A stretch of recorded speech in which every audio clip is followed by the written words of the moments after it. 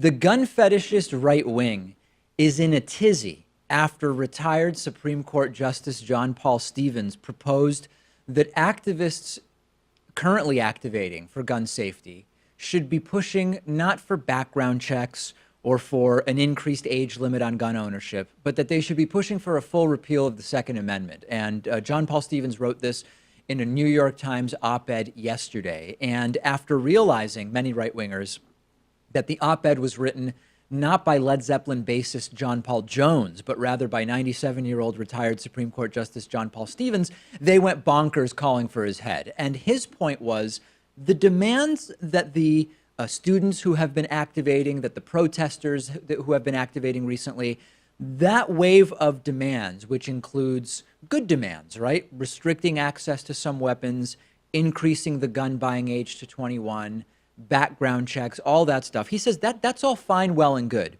But he is taking the approach of encouraging protesters to campaign for the outright repeal of the Second Amendment to the Constitution. He believes that if we were able to get rid of that Second Amendment, that we would be set up on sort of the best and most effective path forward when it comes to gun violence. And not surprisingly, there's people on the left and right that are frustrated with him. Obviously, the gun fetishist right is straight up calling this treasonous. But there's even people on the left who are taking positions that either a Second Amendment repeal goes too far. Like there are many people on the left who are gun owners and believe that we have a Second Amendment and regulation is okay, background checks, et cetera, but that the Second Amendment should stay.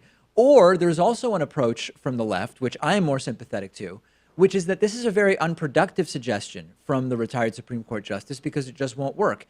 And I happen to agree with that. I believe that focusing on a repeal of the Second Amendment is a mistake in its sheer impracticality. You will get more done by reforming the system that we have, and you will lose people and probably create more enemies to your cause if you jump to let's repeal the Second Amendment. And I'm not coming at this from a constitutional originalist point of view. If you've been watching the show, listening to this program for any length of time, you know that I believe that there's no possible way that a document written in the 18th century and then amended a couple of dozen times years and years ago could be fully relevant in 2018. I believe in continuing to make changes and in sort of modern interpretations of the Constitution. So I'm not coming at it from that point of view. I hate that guns are this much a part of our culture, but they are. And with the number of guns that are out there, with the opposition that you would create by making a repeal of the Second Amendment your agenda, I think it's just a losing approach. And there's sort of two approaches to achieving big change in politics, big picture, right?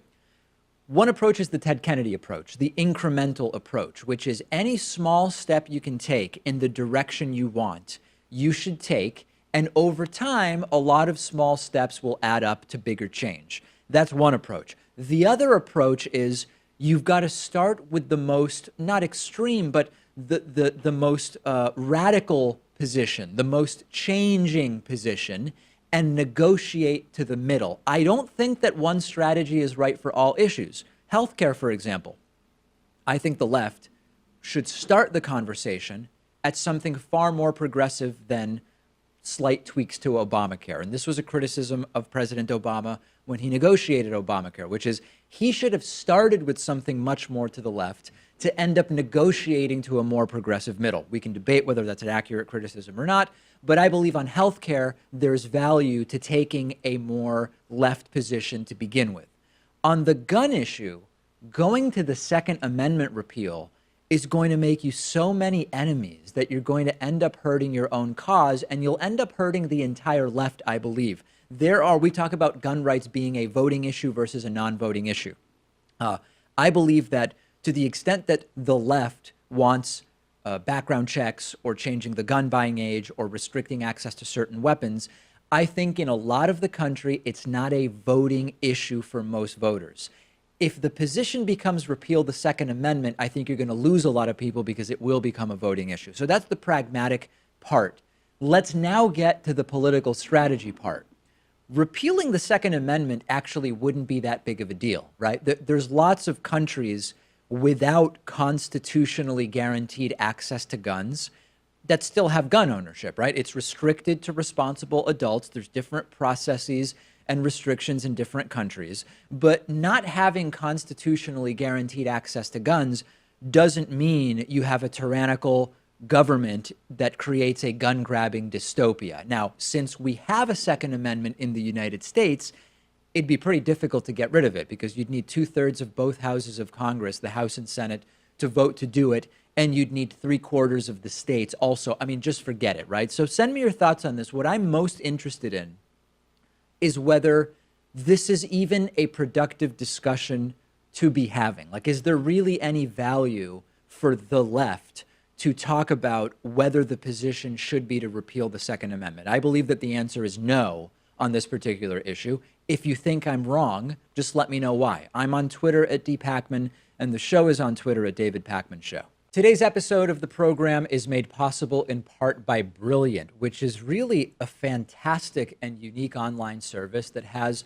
sort of reinvented the way people learn math and science. If you watch the show, you're already probably generally curious about how the world works and you like to learn new things. Maybe you have a sort of casual interest in physics or solar energy or AI, philosophy, computer science, but you're ready to take it to the next level. And whether you already have a grasp on these subjects or you want to engage and acquaint yourself with these topics for the first time, Brilliant is the place to go. You can actually learn hands-on by solving problems and puzzles that were designed by expert educators and professionals.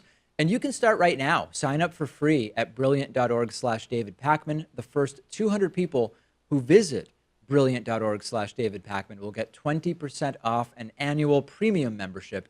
That is brilliant.org/David Pakman.